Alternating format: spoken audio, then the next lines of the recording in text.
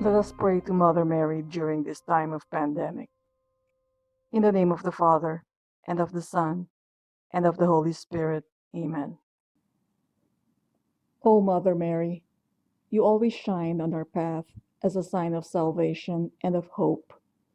We entrust ourselves to you, health of the sick, who at the cross took part in Jesus' pain, keeping your faith firm.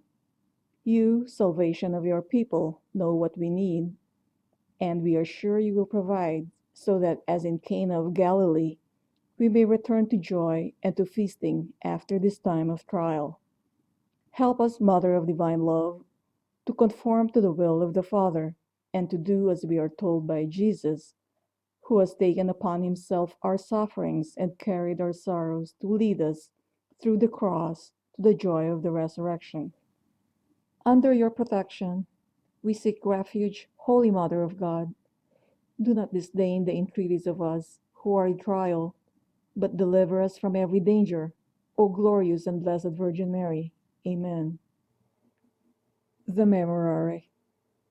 Remember, O most gracious Virgin Mary, that never was it known that anyone who fled to thy protection, implored thy help, or sought thine intercession was left unaided.